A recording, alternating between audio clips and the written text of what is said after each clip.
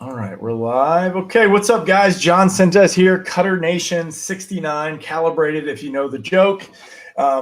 Today we have a special guest, Taylor Gish.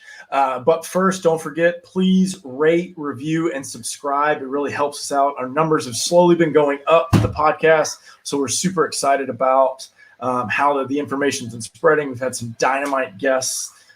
Cass, I know you know the schedule.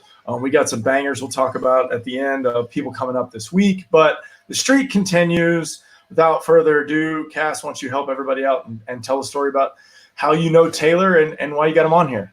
Well, Gene Larkin told me that I need to quit talking about my stories. So I know this guy. He's a great strength and conditioning guy from the Twin Cities back in Minnesota. So Taylor, I always say this, maybe this is only funny to me or relevant to me, but give us your LinkedIn profile bio.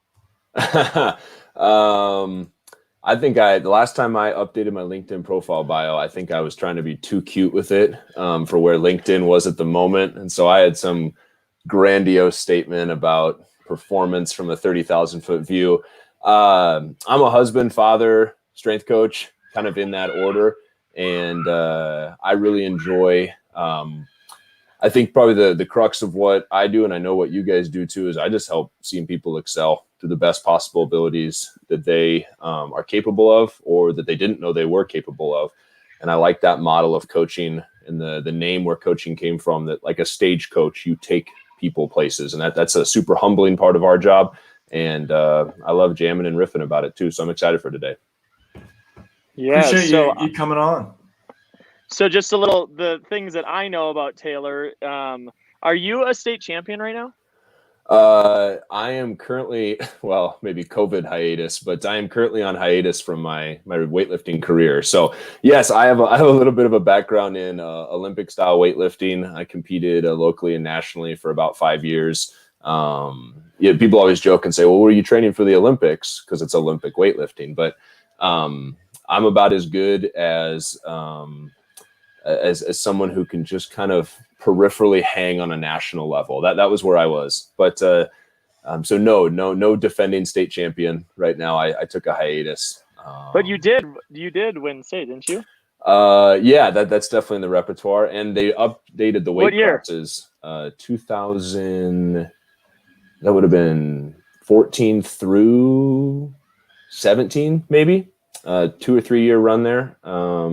So I was in the 105 kilogram class. Everything is metric in weightlifting. So and snatch, clean and jerk for a combined total. That's the sport of weightlifting, which was a nice segue for me after a collegiate career in track and field. I was a thrower. So yeah, weightlifting was fun. Well, I try and get back to about once a year, train for a comp.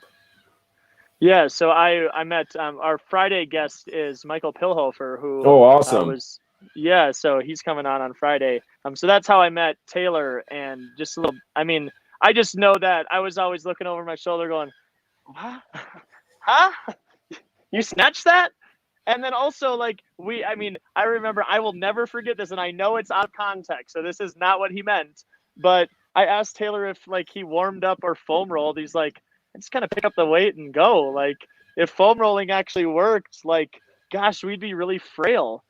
And I know that there's more to it than that, and I'm please defend yourself if you'd like. But at the same time, it's been very enlightening for me to think, and use that. I'm pretty willing to think about things a little bit differently, and there is something to was it Dion or no? I think it was Ken Griffey.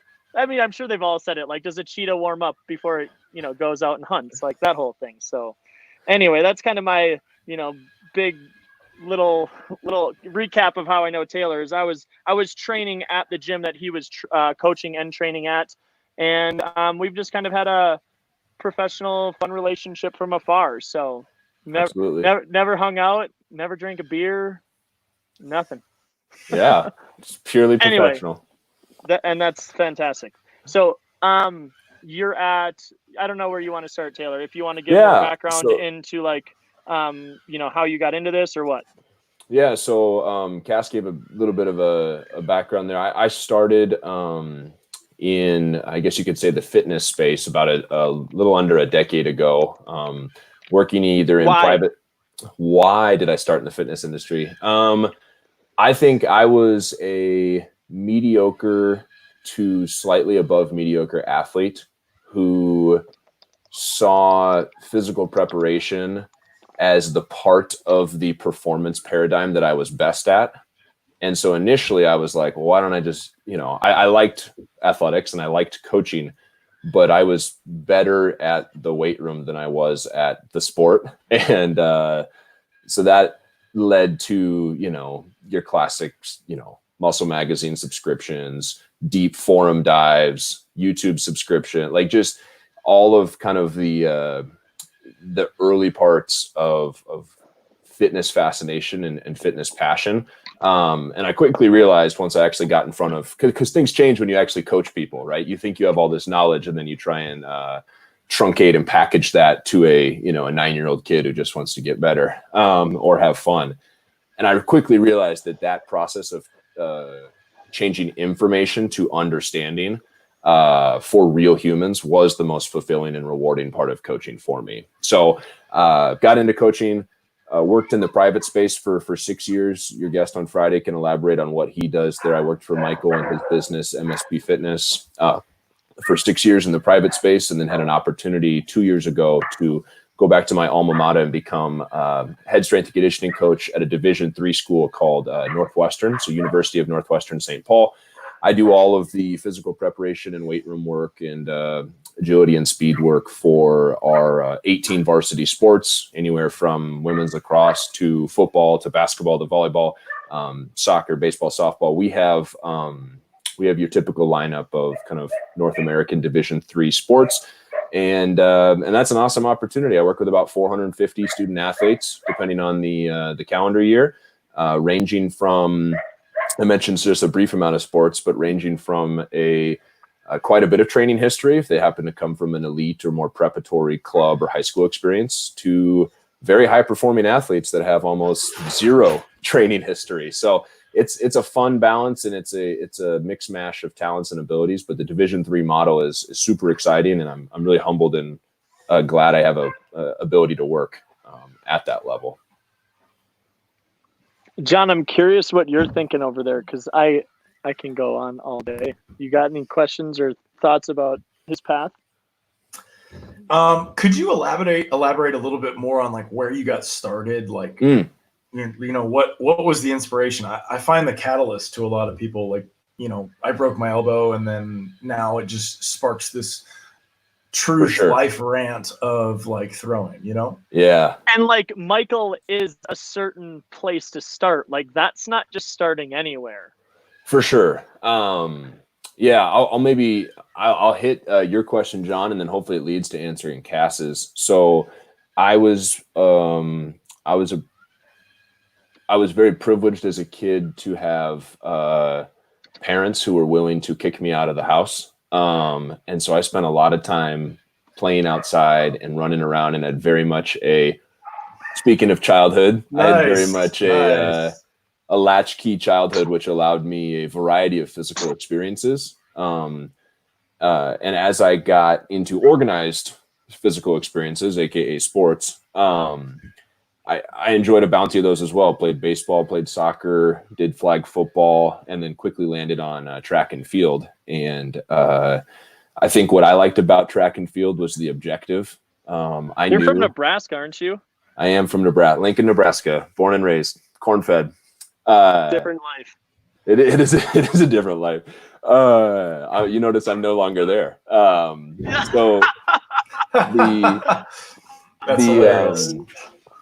that kind of rabbit hole down track and field, a very measurable and objective sport, which fit my type A personality. I quickly realized that the weight room was a similar endeavor. And so my first experience with actually training, not just doing the sport, but physical training for a sport, was my parents getting me a membership to like the local YMCA or racket club. And I had no idea what I was doing. So I heard somewhere that 3 sets of 10 was good. And so I did 3 sets of 10 on every machine in the building on my first day. And I was like, this is great. I immediately was addicted because, it was all selectorized machines.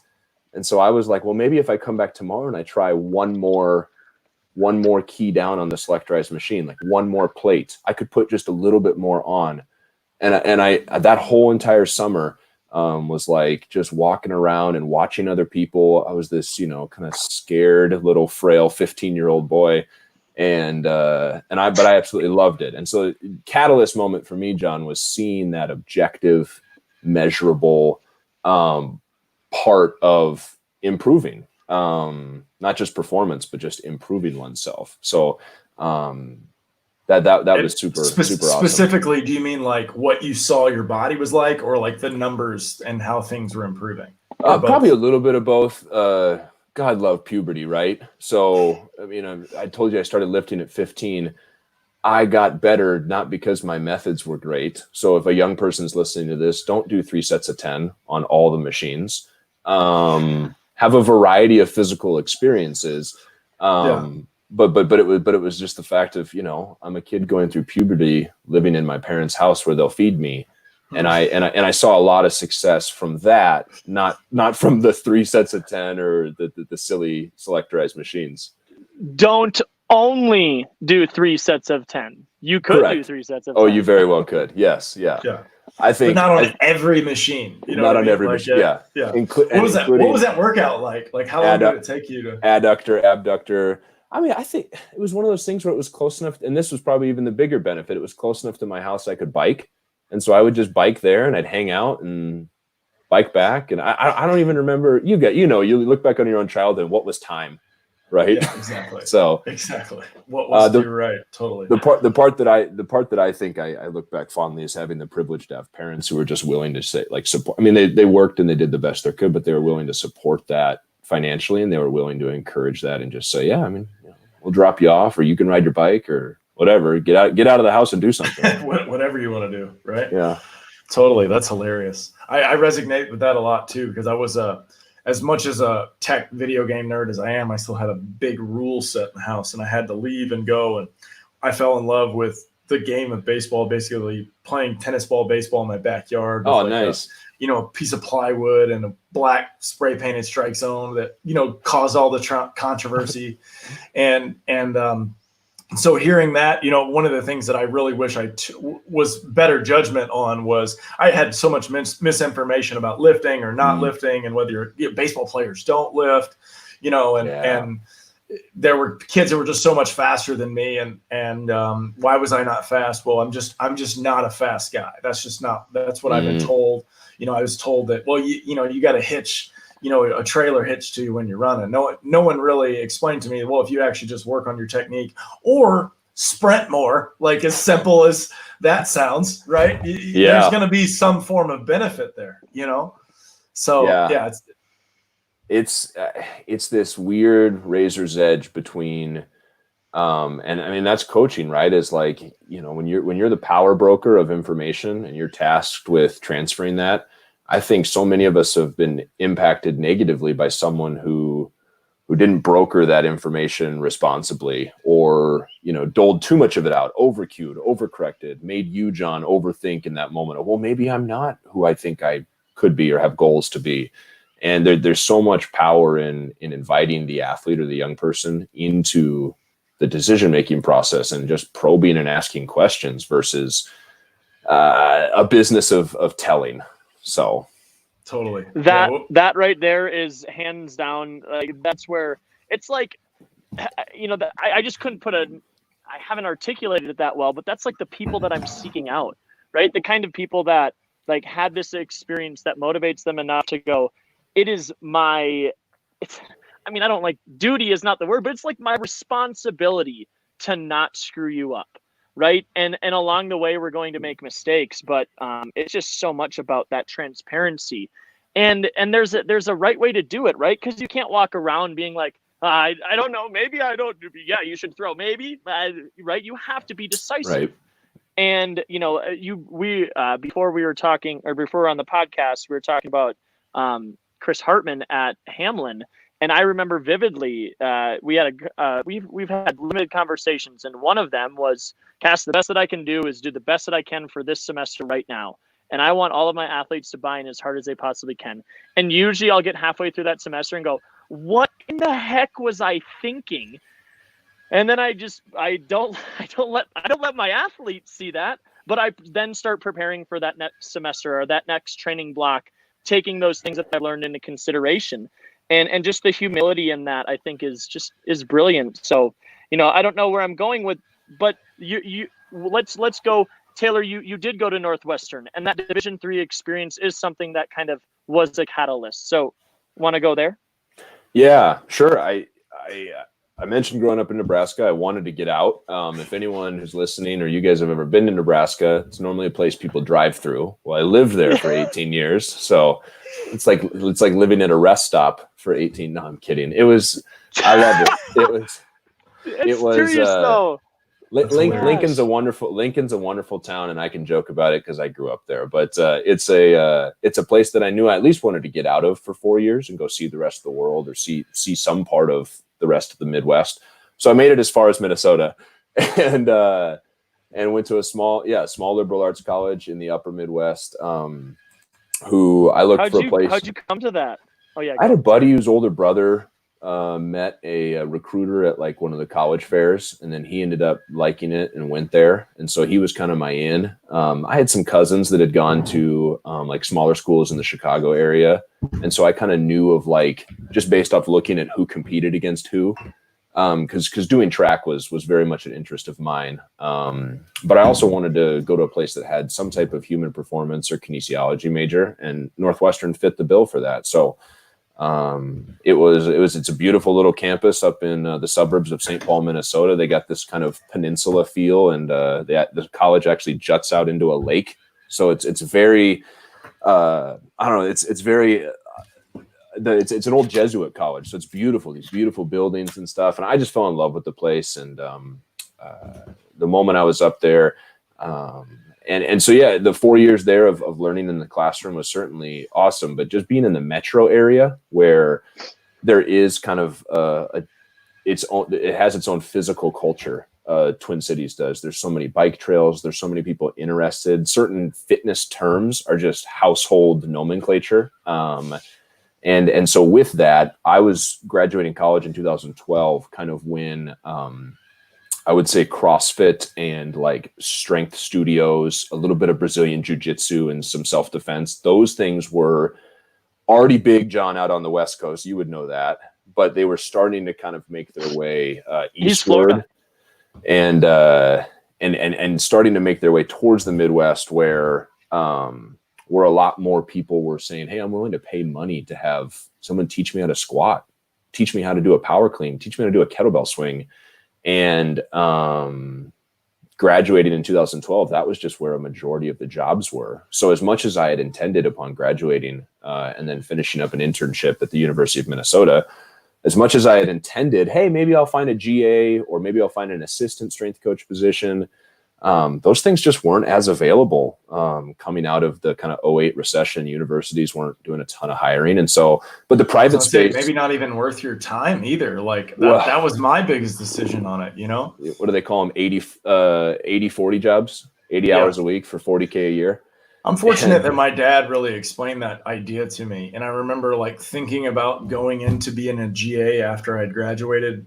But like, this is before the relationship with the school had been ruined. That's another story for another time. But that's when I was like, well, that sounded like something that I wanted to do. I knew I wanted to be around the game and do coaching of something, but a lot of people don't know about that decision. And is that did you take that route? Is that how you went? I didn't. No, I didn't. And you wouldn't infuriate me or offend me for speaking some truth into that route. I think in coaching, especially in the collegiate space, whether that's strength and conditioning or sport coaching, there's some brokenness with that kind of whole pathway. Oh, for sure. 100%. And that, I have some close friends who are currently chasing that pathway. And the frustrating thing is it's not necessarily about capabilities, but it's about who's willing to survive. That kind of makes it to the top of the resume stack. And then that it's person, the guy that's willing to like be the guy that waters the field and then drags it, does all the cleanup, also does all the extra work and the early work, does the laundry. It's an aggressive job to be a GA and not get paid and have to survive just for some form of like, I'm going to pay for your school situation, right? Like it's just such a grind. And the individuals who are suggesting that type of pathway should continue, when you really get down to it, are pretty much suggesting it on the basis that it's because that's the way they were brought up, which is never a good model for I'm just gonna, professional development is gonna be this way because, well, I had to pay my dues, or I had to cut my teeth, versus trying to offer a sustainable career and a future. That's a good point, because that's where a lot of the really good coaches that or the kids who want to become that coach, like you just get stared off because you gotta work at a bar or deliver pizzas or whatever you gotta do in whatever spare time you have, because they expect you to be there 24/7, not like you can't survive. So it's definitely an interesting way to do it. I know that the school that I was at, they did clinics and camps and lessons all the time to survive. And some of the guys actually did pretty well, but those guys that did well, it was like their fourth year, and if you're looking at like do lessons in track and field. Yeah, exactly. Yeah. Especially group ones. Yeah. Yeah. Right.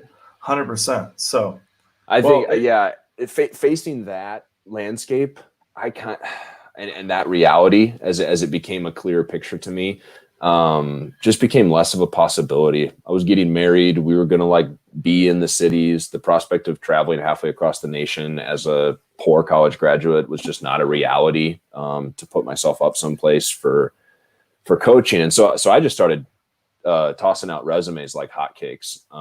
And I don't need your podcast on Friday with Michael to be how he knows your podcast, guest from episode 69. But essentially Michael got one of my resumes and cover letters, cold turkey, deleted it.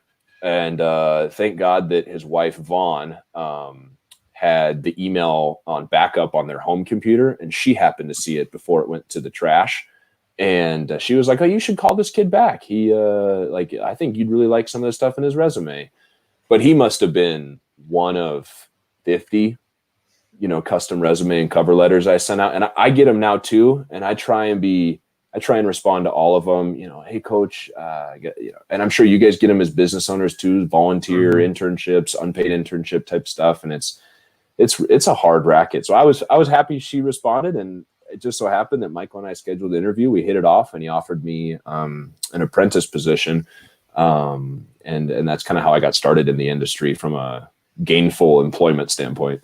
I think that's so important. Like so on the flip side of that, right? Like we're almost talking about the same concept and the same idea, right? But with a completely different like understanding of where it's going, right? And the private industry is really starting to take over in strength training and, even skill training of what we focus on and stuff. And so I feel like there's these two camps that go into it, where you've got the private and then what would we call that?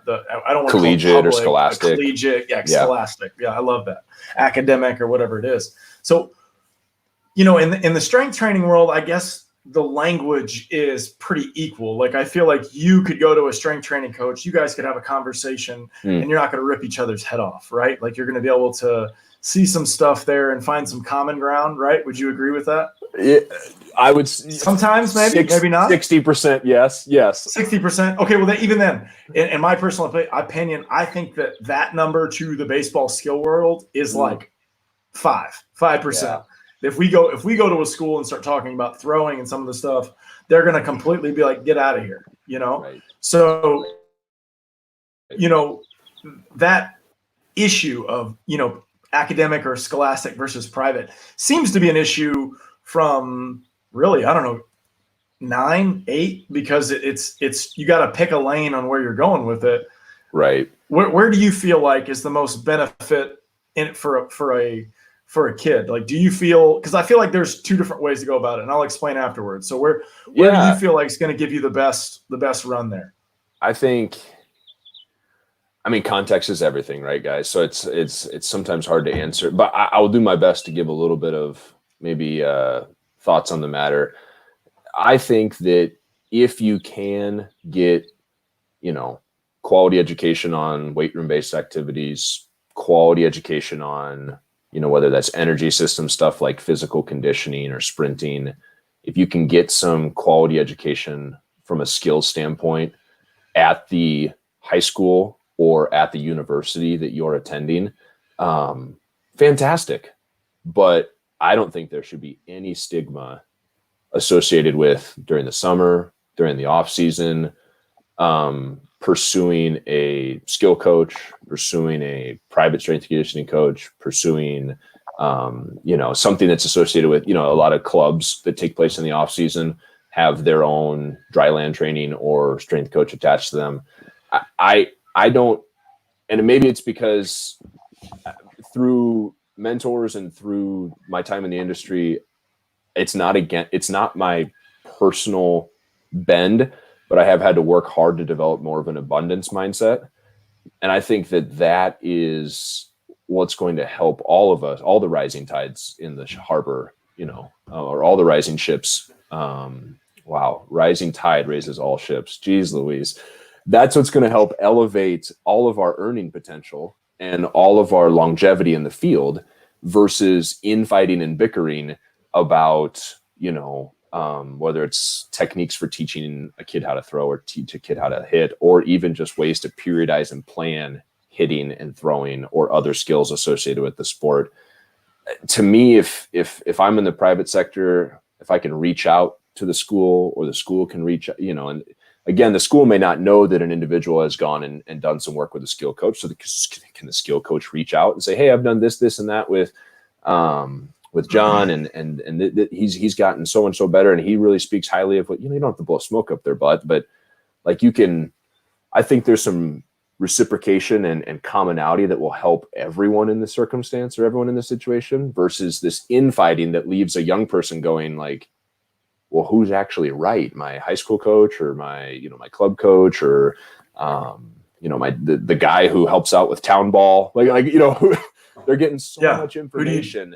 Exactly. We can kind of just get over ourselves and stop concerning ourselves with who's right about the number of reps that are appropriate for, January for a pitcher to take during one session. Right. But that's the stuff that we tweet about and war over.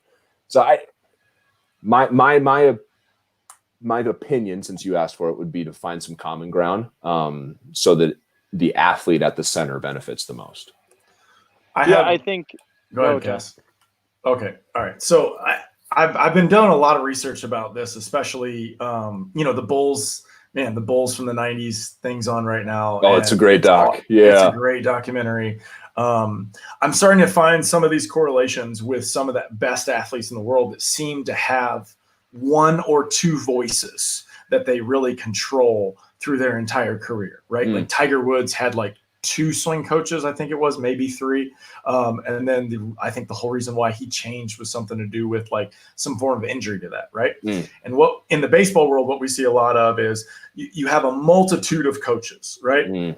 And so I felt like as growing up that it was my career, it was my arm, and then I was throwing. So I did a lot of like, I guess you could say bickering and fighting with some of my coaches and stuff because some of the concepts that I saw on TV, that I saw in college, that I saw in high school, none of those things matched up. So I started asking questions and doing stuff. And what I realized was now, right, of course, retro, right, if I would have just taken control and then been able to filter out some of the things of these concepts that my coaches would have given me and been able to be like, try to find whatever value I could from it and then apply it to my game, taking little pieces here and there. That's one of the things they talked about with Jordan, where they said, in his rookie year, he was so good because they had all these new coaches that had been around the game for so long. So they taught him all these little tricks about, different ways to attack the basket and stuff like that. And then they suddenly realized that he was learning some of these moves faster than anybody. And suddenly he had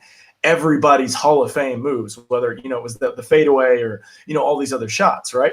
And if we can look at it that way, where if there's you still got to be true to yourself, right? You can't be 100% coachable and follow someone into the deep end, because you just don't know what's over there, right? It's way better for you to figure out what's over there and come back and try to use their guidance to try to be prepared for it, in my opinion. So, you know, it's interesting on the different things, like you're saying, where you see it also, we see it, and it's a weird conversation to have with parents and players, where it's like, hey, honestly, like, and Cass says it all the time, it's not really about what I say. It's really about what you're doing, Leon. And then how do we all decide if this is actually working or not? Like, how do we evaluate it to the point that it is effective? Yeah, I'm much more interested in helping an athlete or a coach determine means of analysis than I am about, you know, fighting over the method itself. Because if we're going to argue about the method, we need to be informed and analyze the method for what it is or what happened, right? So, and that, what you said there, John, about empowering the athlete. I mean, if a young person's listening to this, you know, one of your guys' clients or someone who finds this, I think asking questions is the first place to go. And I pray that you got a coach that doesn't see that as, and part of it's your tact and your tone, like how you do it and how you say it. But asking questions to find answers is the only way that we achieve understanding, right? And the second thing would be, if you're a coach listening to this, I've been there, right? But don't take a question as like someone trying to undermine you. Don't take a question as, you know, again, you got it. We're all coaches here. We can look at this through a lens of, there's people that will ask a question to waste your time or ask a question that you've already answered elsewhere. But what I'm getting at is, continue to foster in that young person or in that person you're working with the question seeking or the answer seeking behavior, because that single trait or behavior is one of the hugest benefits that we all get out of sport anyway. So yeah, I think it's, to your, collaboration and trust are really hard to build when you have these like big factions, university, club, and there's Twitter wars and there's infighting. But man, if we could just move a little bit closer to an athlete-centered model, where we look at the individual, help them ask the questions, and maybe find some understanding for themselves, I don't think there's a wrong, but only a win-win with going with more of that type of model. How does fatherhood inform your decisions as a coach? Oh, geez, Cass. It's funny that you asked that question too, because that's what I was thinking. I was thinking about the Bryce Harpers, like my dad, and like, you know, really under that circle to it, you know, and that's what I was kind of alluding to. So it's great. Cass and I do this all the time, where we're like literally on the same brainwave. So please answer this, because I'm not a father. Yeah, I mean, so I have 3 children. I have our oldest, he's 5 years old. Our middle daughter, she will be 4 this fall. So they're tight together. And then we've got about a 1.5-year-old. So I would say that parenting is what parenting is to the individual. And so much of your experience is just colored by what your experience is. I think sometimes I get a little bit like a stiff army at people who say, oh, parenting is blank. And I'm like, no, man, parenting's what it is to you in the moment. And for me in the moment, I became a parent kind of right as I was starting to increase in my understanding of my own coaching practice and philosophy. And it colored everything, especially as my kids came to an age where you're not just like diapering them and feeding them and keeping them alive. You're actually instilling values, and you're trying to get them to comprehend these larger family values and these shared ideas. Abstractions. 100%. And I think that, you know, one of my favorites, Jordan Peterson, talks about like how complicated it is for a kid to know how to set the table, and how just like doing something as simple as that with your kids can like talk about coloring. Like it's so many things they have to think about. Why the heck am I doing this? Right. You know? And then, Yeah, keep going. and then the moment they're 2 or 3 years old and you do an activity like that, and the moment you think that you have that type of behavior or that trait solidified, it's really humbling how those things don't cross over. I used to think, an example of this would be, I used to think in my naivete in coaching that if someone was having a hard time with some nutrition-based topics, I would try and find a part of their life that they were really successful at and try and make the correlation of like, oh, well, you're really consistent about like waking up in the morning and journaling for 10 minutes. Use that trait or behavior so you don't blow it on your food choices at 10:30 at night. But what I quickly realized with my own kids is that like traits and behaviors are so much more complex than being able to just synthesize everything because you have one thing down. And how you communicate and lead and guide the people you work with, including your kids, to those types of things requires so much more grace and appreciation for the complexity than I initially gave it. To me, when I started coaching, people were just like a Rubik's Cube that I just had to kind of crack it and solve it and figure it out. And again, that goes back to my more type A, objective, math-based mind. But that's not people, man. Every single interaction has an innumerable number of potential iterations, and that thing's going to be different, and it just goes on to infinity. So I think I don't want to get too 30,000 foot view, so we can get back a little bit granular to your question. Like, I think being a parent. I'm just laughing. I'm laughing because can you guys tell why I like Taylor? Like, it's just so funny how you think, man. I love it. Well, keep going. I think if I get back in a little bit granular, I think it's grace. I think the one thing that I've given myself, because I'm definitely not a perfect person. And so I've given myself grace. I've given my kids grace. I give my wife grace. And that amount of slack creates an environment where, we can then have some structure, have some safety, have some boundaries. And then that is, okay, dad wants what's best for me, but he's also going to be gracious enough to not like mandate what's best for me. So, I might be, short with my wife, Allie, because I'm fatigued or tired, but she gives me the grace to know that like, that's not me acting my best self. And so I think when it comes to interacting with athletes, working maliciously to build some of that like transparency and authenticity and let them know that you're who you are, but you're not going to be perfect at all times, builds this kind of culture of grace so that, so that you can go somewhere off of that and build and work forward from there. Okay, well, so that, oh man, I just need to get away from that because I can't keep talking about that stuff because it's so good. So hey, and no, too, over here, man. I probably could have learned that from a bunch of other life experiences. I just happen to have kids, so like it's not the only conduit to understanding.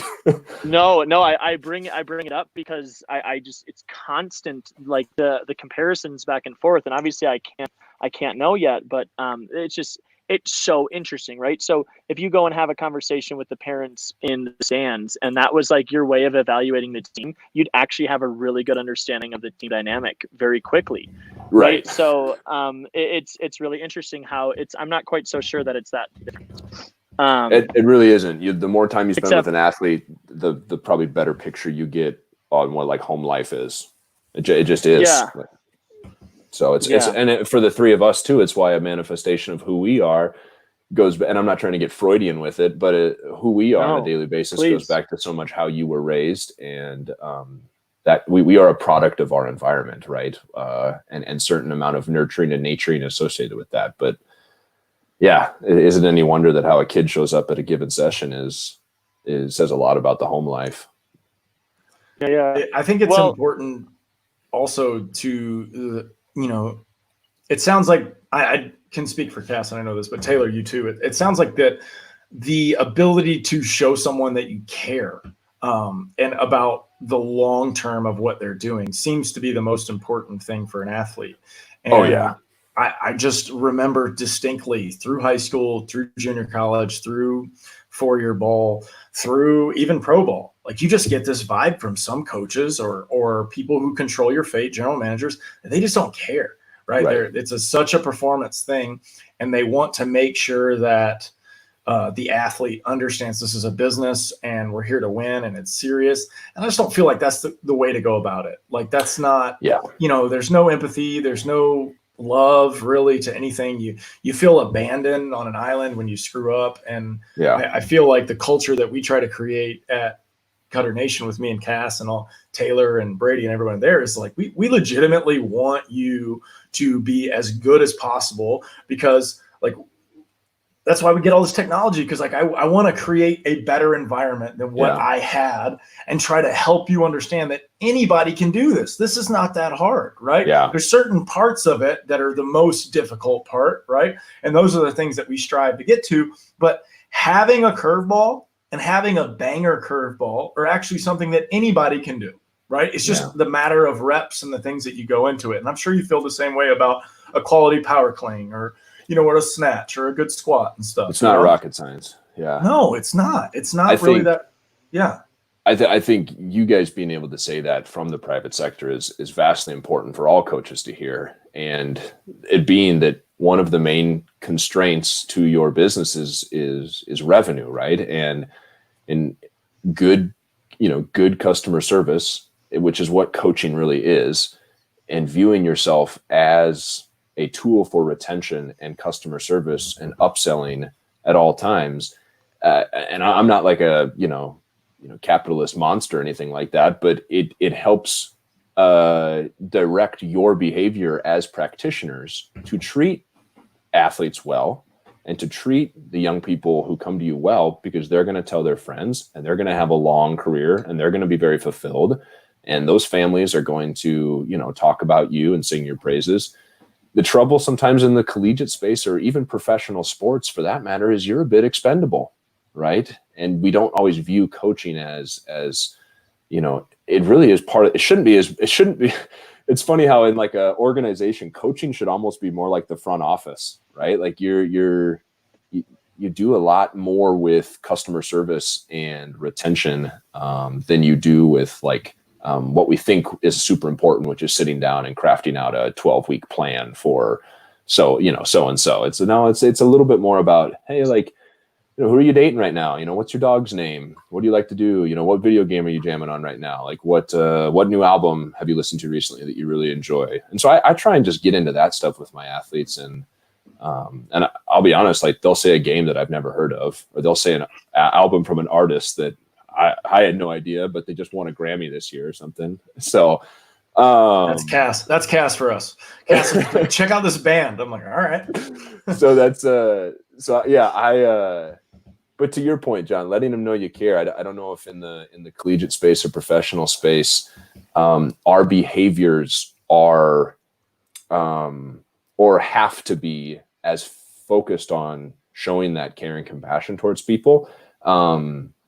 Because the nature of the there's always going to be a new recruiting class, or there's always going to be a new crop of guys we're bringing up, or where there's always going to be a trade or something. There's just, it seems as though people are expendable when truly they're not, right? Yeah, true. Like I totally agree. I mean, the fact that I've heard those multiple times is so sad.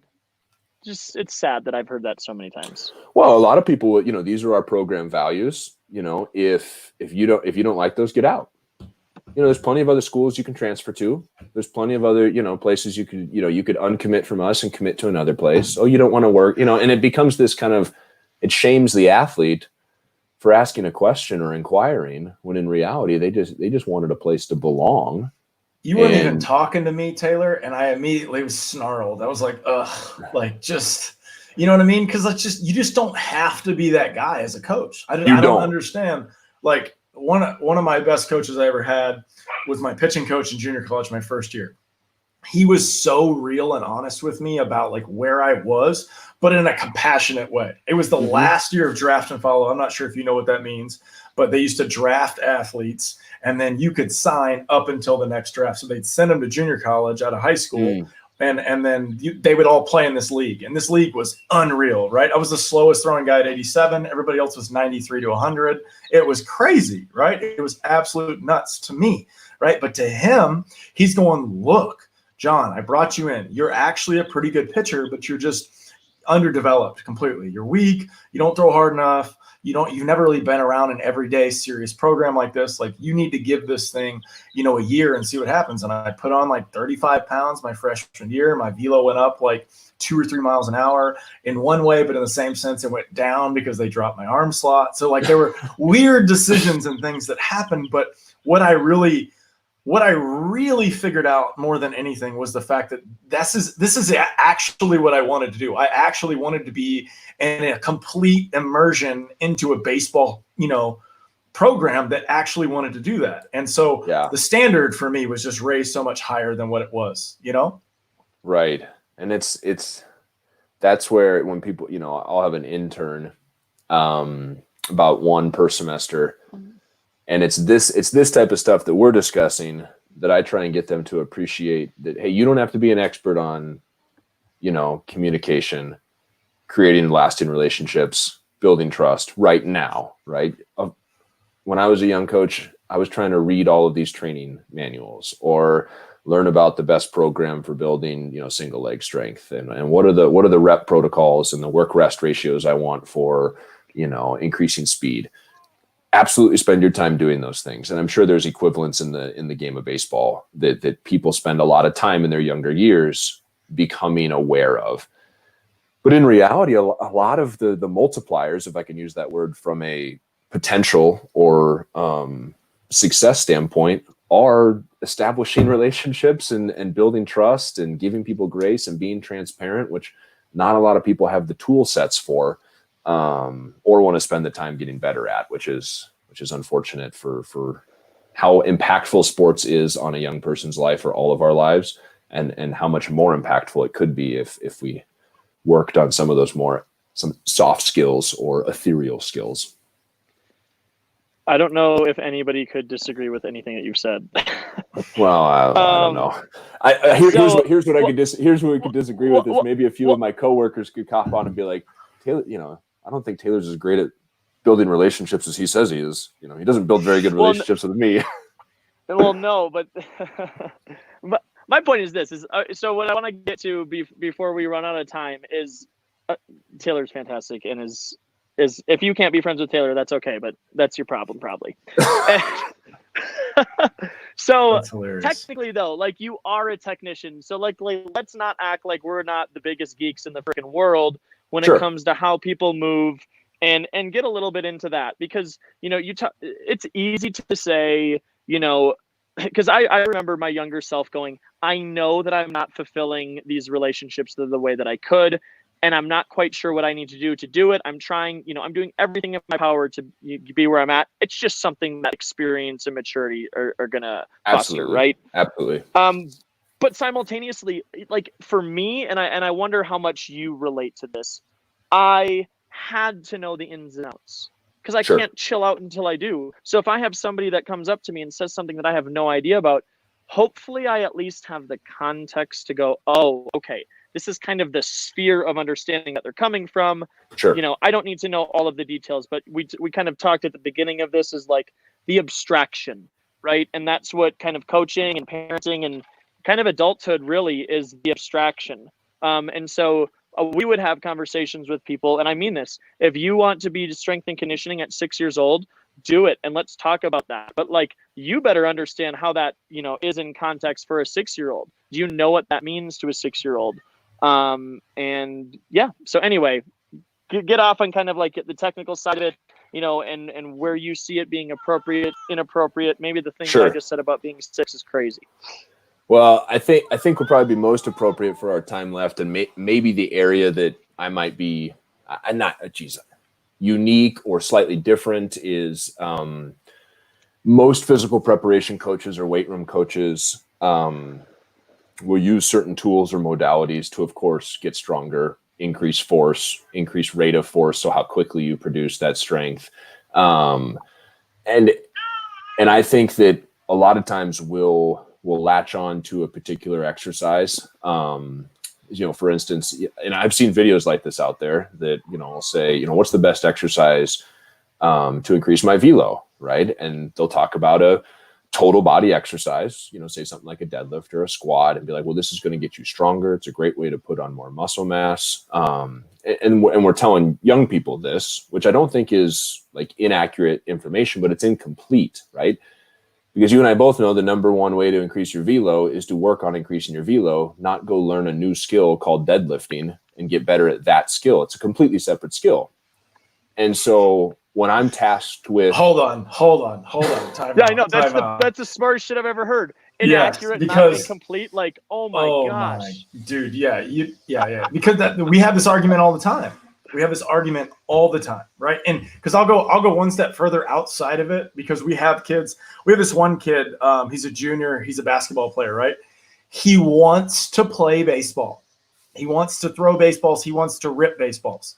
For some reason in his head, his coaches have got into his head that he needs to be a multi-sport athlete and play basketball so it will help his baseball. And I go, hey, bro, right at the beginning, I go, hey, bro, how in the world is shooting a free throw going to help you throw a strike, right? Yeah. I need you to understand that this is actually harder to do than shooting a free throw, right? So if you want to get good at throwing just beautiful backdoor two seams and cutters and sliders, you have to do it.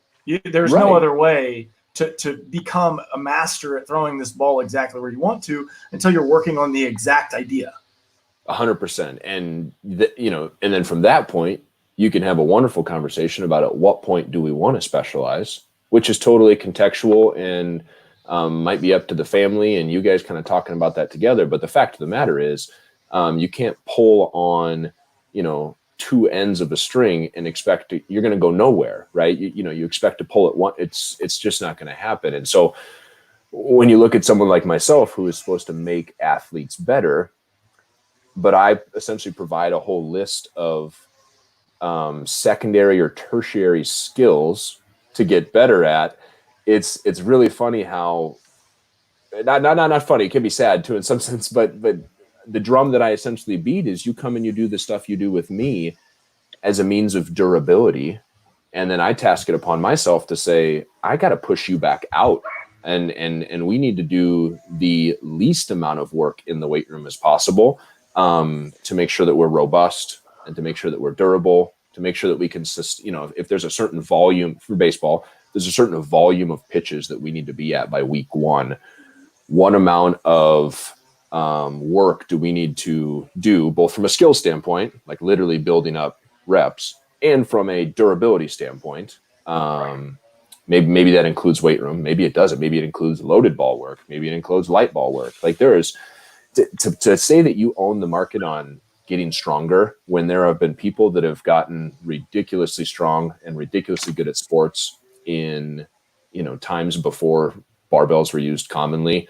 I think if you're unwilling to see that, then you might not have as much business using a barbell to get people stronger as you think, because it can quickly just become something that you do without any connectivity to the why behind you use it. So why I would use a barbell for me personally is, I mentioned I have 450 athletes, and barbells are long and skinny, and you can put weights on the outside of them, and you can fit a lot of them in one room. And so my why behind using a barbell is not because I think that a barbell is the barbell back squat or barbell front squat, or probably more commonly you're going to find us doing things like split squats and RDLs than back or front squats. But why I might use that is because I can fit, 15 stations in our 400 square foot weight room, and I can move through a bunch of athletes on a similar apparatus. Whereas I may not be able to do that. Where I may not be able to do that with some of our sport specific movements, right? So it's really hard to fit, that many pitching stations in a facility, right? Or that many mounds.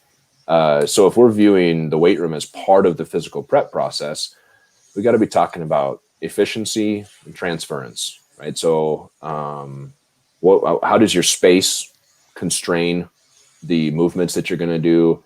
And then what movements are actually going to transfer to the game itself? That's awesome. That's a great point. Cass, go ahead.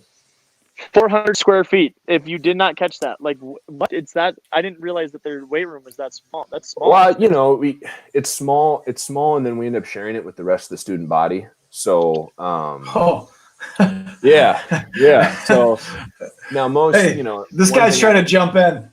The only reason I want to highlight that is because in Minnesota, for one, you have tons of baseball players that love to find ways to not throw a ball. And here it's like, it rains for 7 minutes and like we're inside for the next 3 days. Yeah. And so just like all contextual, it's like, man, Taylor's one of the smartest, most competent people in the strength and conditioning world that I've met.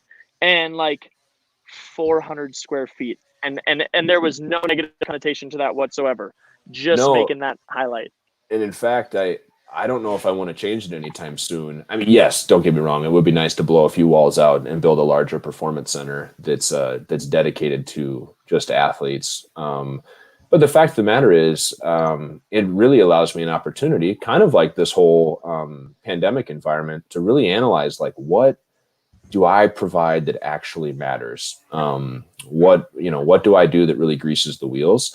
And I'm pretty confident that like we can still get in the high transference activities for the athletes that need to do them when they need to do them in a pretty small space. And it's going to take some scheduling. It's going to take some, just to provide the listeners with a clear picture. So, what I'll do is every single week I schedule out lifts for teams, and then I post that schedule so that anyone who, might be coming over there to use it as like a student rec and just get their bench on knows when the athletes are going to be lifting. Because a huge conflict in the past before they had a strength coach was, 2 or 3 roommates might get together and be halfway through a workout, and then the entire softball team comes in. And it's like, whoa, any gym rat would hate that. So I've tried to be transparent with, hey, this is what the schedule is. These are any changes to the schedule. Cause and then they pretty much know that, that when the athletes are coming, so they can avoid them.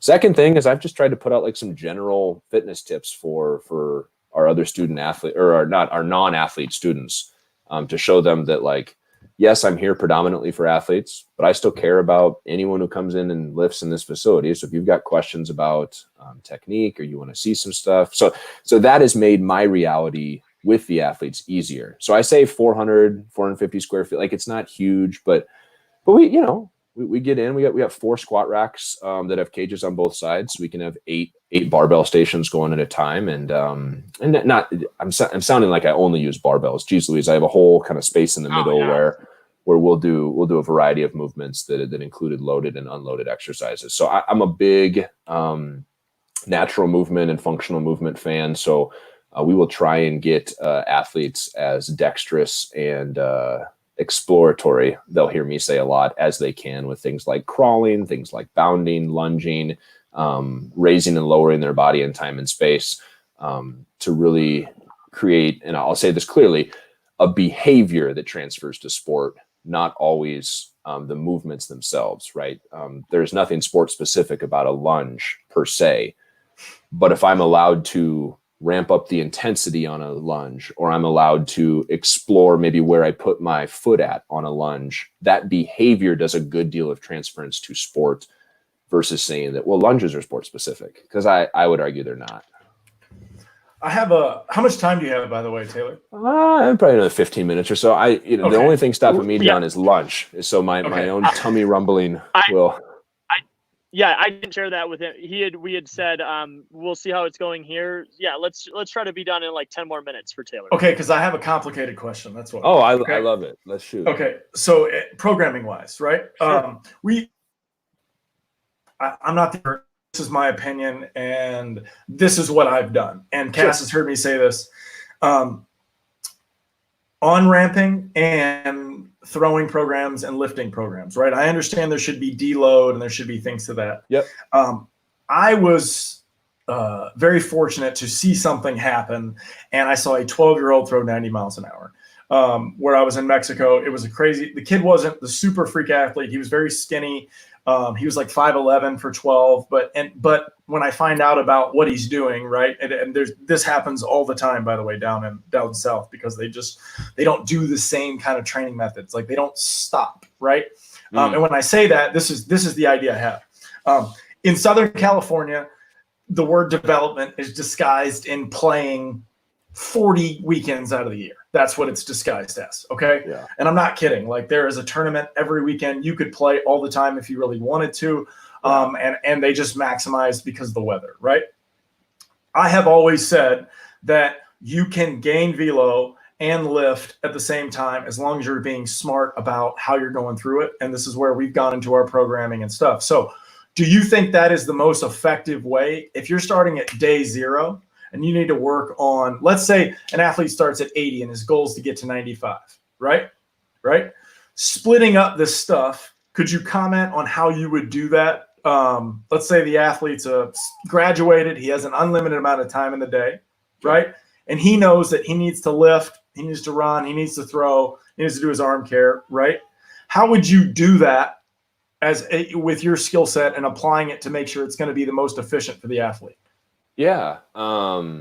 Provided they're coming to the same facility for both lifting as well as throwing, I'd probably just try and do combined sessions, just so purely from a schedule standpoint. Now, if they love hanging out with you guys and they could be there all day and they're not a pest to you, maybe you could split up and have, one day's skill work, the next day's lift. But I think combined sessions work out well.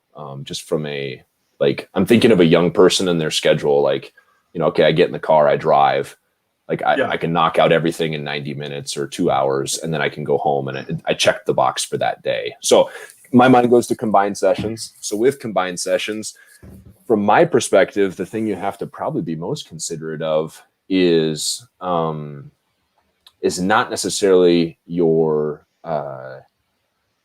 intensity initially, but probably more like I mentioned, some of those qualities around dexterity and adaptability. So I might, again, it would depend on their training age and stuff, like to see a model where, if you're going to have, let's say it's 3 days that you're going to do some lifting, or 4 days, can you allow for, a variety of experiences early on. So not just saying, well, we see a lot of good things when, John goblet squats, so we're only going to goblet squat him. We know that, from a force development standpoint and from a durability standpoint, especially, that a variety of movement experiences while loaded will do more for durability than just getting really good at one thing, which is the danger with any specificity. And if my specificity is going to be tapped out on my skill work, because we know that we're going to be doing a lot of pitching, I would probably try and vary my movement work a lot. So if I want to squat twice a week, make sure that they're not the same variation, or make sure they're not the same tempo or time under tension.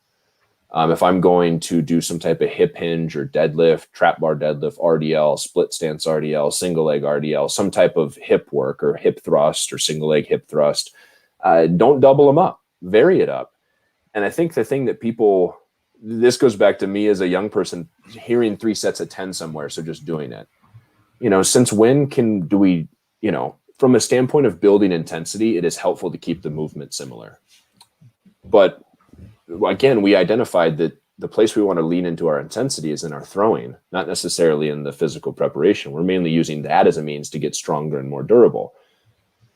So changing it every set. If I'm doing a goblet squat, could I change my feet set to set? Could I do a split stance and then change where my feet are at? Lunges work great for this, because you could have, one set is maybe a lateral lunge, or one set is a reverse lunge, then one set's a front lunge, or maybe it's the way I'm loading it. A lot of times in facilities, right, I'm limited on equipment. I got, so many dumbbells, so many kettlebells, so many bars, but can I change the way I'm loading it? So the first set is a kettlebell goblet squat, and I'm right here with the kettlebell. The next set, it gets instantly harder if I hold it out in front of me up over my forehead, right? So I'm thinking about in the early day 0, you said day 0. Yeah, for sure. Being a bit more bent towards movement variety. And then as you get closer, then this would be like in a one-on-one situation with maybe a high-level guy or gal, asking them what out of those movements that were really varied did you feel like, man, that was I mean, I'm sure you have these conversations with guys already. It's like, which pitch is your favorite to throw? Yeah. Right. So you could ask them like, which squat felt the strongest, which deadlift variation felt, and maybe that's the one that when you switch to driving some intensity in the weight room, you allow them to focus on for a period of time. It just fits into something. I mean, so I don't know exactly. I think this was Greg Rose, Kyle Bodie, Driveline. That's where the source was. But the idea that, everything that you're doing if you were trying to do strength and conditioning as a 7 through 12-year-old, you're really just like, improving neurological pathways, not necessarily like hypertrophying, right? Not at that age. Right. So I hadn't thought about it in that way. So the benefit there is that like, that's what they want to do anyway. Like them having to do squats every single time they're there, like that is the least appealing thing that they can possibly do. Right. But if they did a lunge and then a different variation of a squat and then a different variation of a lunge, and then 6 weeks later, they come back to that same lunge that they did day one, and it took them that long to get there. Like now we're also like, gosh, these are the things that kids get off on, right? Because it's like, oh my gosh, I remember that. That's crazy. Look at my development. You know what I mean? And that's so much more impactful at that age than you're not going to get them to try hard. Right. And if you consider neurological development, if I'm a young person, I want to make sure that my loaded or resisted or my movements are as varied as possible. And I know that's going to sound crazy because you're like trying to get better at one thing. I don't think it sounds crazy at all. Well, the basketball player who wants to be a pitcher and his parents are maybe getting him some resistance. I think playing basketball can help, but it's the emphasis that you put on the goal, right? And I want to have a variety of movement experiences. If I'm a young person early on in my life, if I'm a developed athlete, and this would even go for high level guys or gals early in the off season, right? To Cass's point from a neurological development standpoint, from proprioception standpoint, from a durability standpoint, looking at connective tissues, tendons and ligaments being robust enough to handle. And let's be honest, pitching is a big thing to handle for the body. So can I handle a bunch of different types of movements and ways of moving, changing level, changing spaces? That to me, early in the off season, or early in a ramp up, or developmental period, or early in life. And then we can get we get to the top of that pyramid, we can be as specific as we want to, and we can just come in and we can do our skills work, a little bit of arm care, and probably, call it a day. But that's the end of the development, or that's in season. Does that make some sense?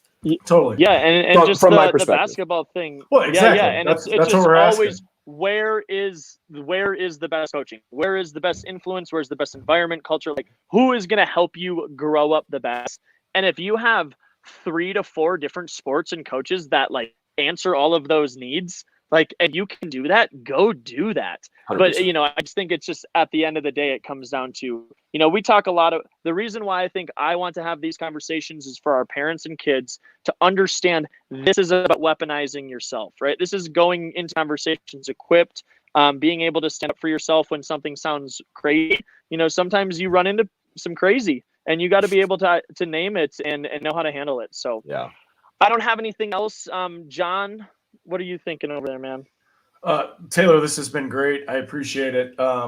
Just to summarize that last little question right here, it sounds like we're on the same page where, a lot of people think you can't do both, right? You have to lift, right? When you get to the off season, we're into year round throwing. Like I haven't stopped throwing in 10 years, going on 11. Absolutely. And I think there's just so much. You mentioned flexibility or adaptability earlier, and I think that I know that some of these ideas I don't know the exact phrasing of, but I do know that the state of elasticity of my arm when I'm throwing all the time is completely different, and I feel the same concept to when I'm squatting and when I'm not squatting. Right. And it just feels like it's the same thing. Those depths, those range of motions, those movement patterns are just things that I always stay inside of. And so I just feel good, Yeah, you're like a DJ on a mix board. Like, the volume's always on. Let's go. But like there are certain elements or certain sub elements in the audio that you're going to dial up or dial down, right? I used to always think of it kind of like a video game avatar, right? Where I get a certain amount of XP to drop into, power or decision making or wisdom or whatever it happens to be. You're about to get me going now, because you don't just drop all the XP into the power category, right? You disperse it a little bit and you prioritize. Okay, like what am I, what's coming up? Oh, I have this big developmental period that's coming up. Okay, I'm early on in that. I'm going to experience a lot of movement variety. I'm going to experience a bounty of drills and exercises. And then sure enough, as soon as I get towards the end of that developmental period, things are going to look a heck of a lot more like throwing baseballs at a high speed, at a target, with hopefully a batter, right? Because that's just the end of that inevitable pyramid, if that makes sense. So no, I think those qualities can and should be trained at the same time. It's just which one takes predominance. And maybe for parents and athletes and coaches, it's helpful to think of it like dials, right? One's going to dial down, but you never turn it off. I don't want right now is the off season for basketball for us. I don't want my guys to not shoot or not play, right? But I don't want them playing full court 5-on-5. So how do you get slices of the game? As and Cass knows these guys, my friends at Emergence, Tyler Yearby, Sean Mishka, Michael Zwiefel, they'll say things, expose yourself to slices of the game, because you can't eat the whole pie year round. I mean, it's too much, and you see these kids blow up. It's funny that you say that too, because I've been saying for a long time, like, baseball needs live at bats as a mini game, because that's the only thing that actually is important. Either you can hit or you can pitch. Yeah. That's it. Because if you can't do either one of those, you literally won't play the game. Like, you'll be out. That's probably another follow-up podcast sure on skills. And the unfortunate thing with baseball is culture-wise, they don't have what soccer has with the whole concept of small side games.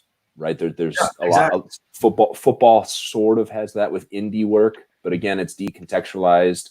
You get out bags and stuff like that. I mean, the bag in football, or the cone in football, or the ladder in football is the tee in baseball. It has a purpose.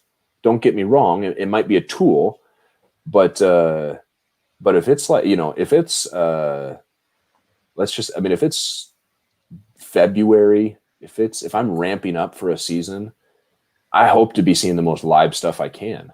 Get out the tee in November. That's fine. But if it's February, April, May, and we're starting to ramp up for some real baseball, man, you got to have those slices of the sport and have it actually look and represent and feel. Like, if the athlete says this doesn't feel like baseball, it's probably not baseball. That's a great way to say it. Dude, it's a great way to end it. You're brilliant, Taylor. I'm so excited that we got to have you on. We're going to do this again for sure.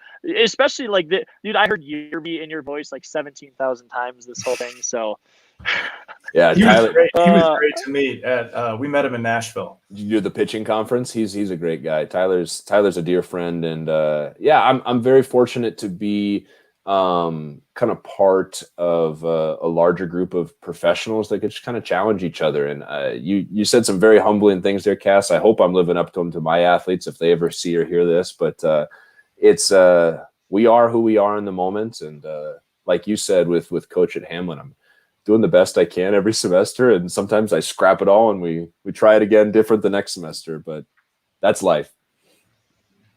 All right, man. Totally. So you're not really a social media guy.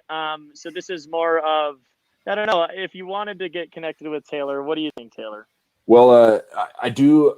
You're right, Cass. I don't post a ton on my personal, but I do put out a fair amount of content on our school Instagram. It's at UNW Strength. So University of Northwestern, UNW Strength. It's an assortment of training videos. Right now I'm doing a weekly video for home workouts for our athletes and just some other performance type behaviors and tips it's mainly geared towards our athletes in our community. So you might not get some of the memes on my Insta stories because they might be Northwestern specific, but at UNW Strength is my handle for work. And then honestly, if anyone wants to email me and ask me a question, I'll throw my email address out there. My work email address is tlgish, Gish, at unwsp.edu. Cool. There we go. So if anyone wants to throw that out there, tlgish at unwsp.edu. I'm happy to answer emails or further questions. It's great to be a part of conversations like this. I think as much as I probably soapboxed today, I learned a lot from you guys and got better just by the process of kind of rapping on it for a bit.